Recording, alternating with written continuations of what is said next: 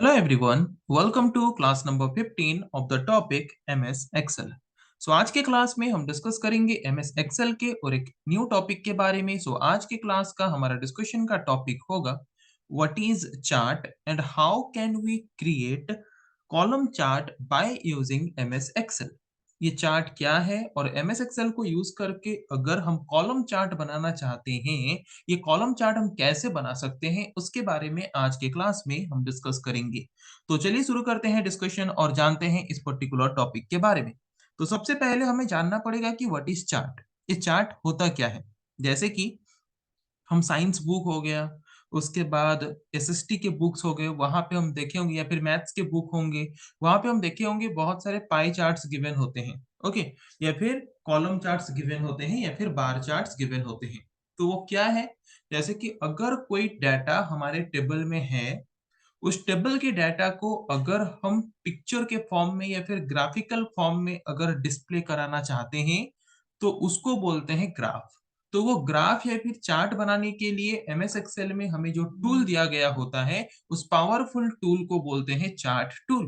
Okay, so what is chart? A chart is a powerful tool in MS Excel that allows us to visually display the data of a table in various formats like columns, bar, line, pie, etc. Okay, so chart एक ऐसा tool है MS Excel का जिसको use करके हम क्या कर सकते हैं, एक पर्टिकुलर टेबल में हमने जो भी डाटा स्टोर करके रखा है उस डाटा को अगर हम पिक्टोरियल फॉर्म में, लाइन के फॉर्म में या फिर बार के फॉर्म में या फिर पाई के फॉर्म में अगर डिस्प्ले कराना चाहते हैं तो वो हम कर सकते हैं bye using chart tool.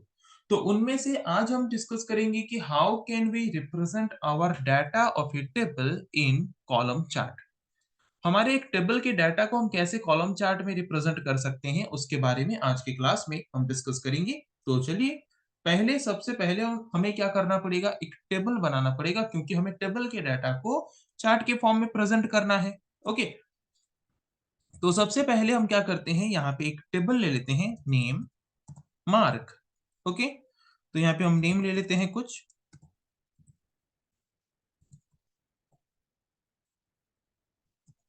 Okay, तो हमने यहाँ पे कुछ नेम ले लिया और उनके लिए कुछ मार्क्स ले लेते हैं।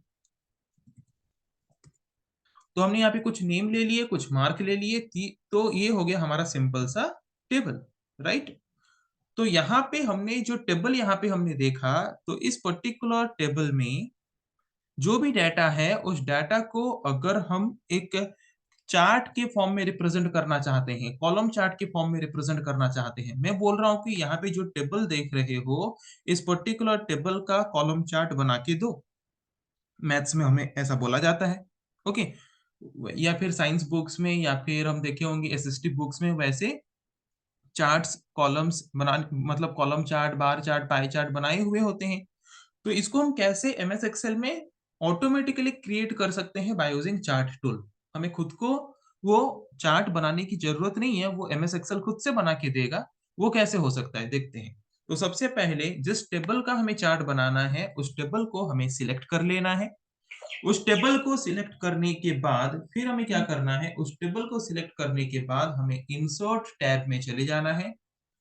इंसर्ट टैब में चले जाने के बाद वहां पे चार्ट्स का ग्रुप है, चार्ट्स ग्रुप में हमें जिस तरह का चार्ट बनाना है उस तरह के चार्ट के ऑप्शन को सिलेक्ट करना है। तो जबकि आज के क्लास में हम कॉलम चार्ट बनाने वाले हैं, तो ये कॉलम चार्ट वाला ऑप्शन जो है उसमें लेफ्ट क्लिक करेंगे। और कॉलम चार्ट जो है वो 2D के फॉर्म में भी हो सकता है, 3D के फॉर्म में भी हो सकता है। ये 2D डायग्राम्स है, ये 3D डायग्राम्स है। जिस तरह का डायग्राम हम चाहे उस तरह का डायग्राम हम यहाँ पे क्या कर सकते हैं, ले सकते हैं। तो हम यहाँ पे सिलेक्ट कर रहे हैं 3D डायग्राम को, लेफ्ट क्लिक कर देना है। तो लेफ्ट क्लिक कर देने से क्या होगा, उस पर्टिकुलर टेबल का जो कॉलम चार्ट है यहाँ पे ऑटोमेटिकली क्रिएट होके आ जाएगा। ओके, जैसे कि यहाँ पे स्क्रीन में देख सकते हो, मैंने इसको थोड़ा छोटा कर लिया है ताकि क्लियरली दिख पाए। ओके, तो हमारा जो टेबल था उस टेबल का कॉलम चार्ट यहाँ पे सिंपली बन के आ चुका है। ओके, तो अगर ये कॉलम चार्ट हमें खुद से बनाना होता तो टाइम टेकिंग होता कि नहीं? पर यहाँ पे ये कॉलम चार्ट देखो खुद से बन गया by using chart tool of MS Excel. Okay, तो यहाँ पे देखो, अगर हर एक कॉलम के ऊपर हम लेके अपने माउस के पॉइंटर को रखेंगे, तो वो वहां पे दिखाएगा कि जो ये जो मार्क का जो सीरीज है उसमें एबीसी जिसका नाम है उसका वैल्यू कितना है 56। यहाँ पे जिसका नाम पीक्यूआर है उसका मार्क कितना है 54। यहाँ पे जिसका नाम एमएनओ है उसका मार्क कितना है 34।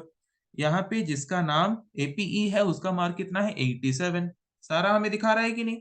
पर अगर हम चाहते हैं यहाँ पे जितने भी कॉलम्स हैं, हर एक कॉलम का कॉलर जो है वो चेंज हो, तो कैसे करें?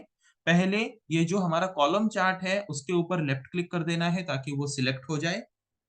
उसके बाद जिस पर्टिकुलर कॉलम के कॉलर को चेंज करना चाहते हैं उसके ऊपर लेफ्ट क्लिक करेंगे। तो एक बार हमने लेफ्ट क्लिक किया तो सारे बार सिलेक्ट हो गए हैं, सारे कॉलम्स सिलेक्ट हो गए हैं। तो अगर हम सारे कॉलम के कॉलर्स को सेम रखना चाहते हैं और कॉलर को चेंज करना चाहते हैं, तो उसके लिए हमें जाना पड़ेगा। इसको सिलेक्ट करने के बाद फॉर्मेट टैब में वहां पे सेव फिल का ऑप्शन होगा। सेव फिल के ऑप्शन को सिलेक्ट करके हम सारे कॉलम्स की कॉलर चेंज कर सकते हैं एट ए टाइम। पर अगर हम चाहते हैं कि हर एक कॉलम का कॉलर जो है वो अलग रहे, तो वो कैसे करें? उस पर्टिकुलर इंडिविजुअल कॉलम के ऊपर फिर से और एक बार लेफ्ट क्लिक करेंगे। तो जिसकी वजह से क्या होगा, सिर्फ वही कॉलम ही सिलेक्ट होगा। उसके बाद अगेन फॉर्मेट टैब में जाएंगे, सेव फिल ऑप्शन में जाएंगे और उसके बाद हम जो कॉलर चाहे वो कॉलर पिक करेंगे। फिर सेकंड कॉलम में आएंगे। अभी सेकंड कॉलम इंडिविजुअली सिलेक्टेड है। फिर से फॉर्मेट टैब सेव फिल में जाएंगे। वहां पे जो कॉलर चाहते हैं वही कॉलर हम वहां से क्या कर सकते हैं, इजिली पिक कर सकते हैं। वैसे थर्ड कॉलम में आएंगे, सेव फिल में जाके उसके लिए कॉलर चुनेंगे। उसके बाद फोर्थ कॉलम में आएंगे, सेव फिल में जाके उसके लिए कॉलर चुनेंगे। तो देखो यहाँ पे हर एक कॉलम का कॉलर अगर हम चेंज करके रखना चाहते थे वो चेंज यहाँ पे हो गया। ओके। उसके बाद यहाँ पे जितने भी कॉलम्स हैं, सारे कॉलम में अगर हम क्या करना चाहते हैं, सारे कॉलम में अगर हम कुछ एक्स्ट्रा और ऐड करना चाहते हैं, एक्स्ट्रा क्या ऐड करना चाहेंगे? जैसे कि हम यहाँ पे कुछ एक्स्ट्रा एलिमेंट्स ऐड करना चाहेंगे। एक्स्ट्रा एलिमेंट्स मतलब हम डाटा लेबल्स ऐड करना चाहते हैं। ओके। मतलब एबीसी जिसका नाम है उसका मार्क कितना है पूरा टोटल कॉलम में ही हमें दिखा दे, वो हम चाहते हैं। ओके। तो वो हम कैसे कर सकते हैं? वो हम यहाँ पे कहाँ पे जाएंगे? पहले डिजाइन टैब में जाएंगे। डिजाइन टैब में जाने के बाद वहां पे ऐड चार्ट एलिमेंट्स में जाएंगे। उसके बाद डाटा लेबल्स में जाएंगे और यहाँ पे सिंपली डाटा कॉल आउट में क्लिक कर देंगे। तो देखो वो क्या कर रहा है, हर एक कॉलम में वो स्टूडेंट का नाम और स्टूडेंट का मार्क दोनों हमें यहाँ पे दिखाई दे रहा है कि नहीं? उसके बाद यहाँ पे जो चार्ट का टाइटल है, इसको अगर हम थोड़ा स्टाइलिश करना चाहते हैं तो इसको ऊपर लेफ्ट क्लिक करेंगे। इसके ऊपर लेफ्ट क्लिक करने के बाद इसको सिलेक्ट करेंगे।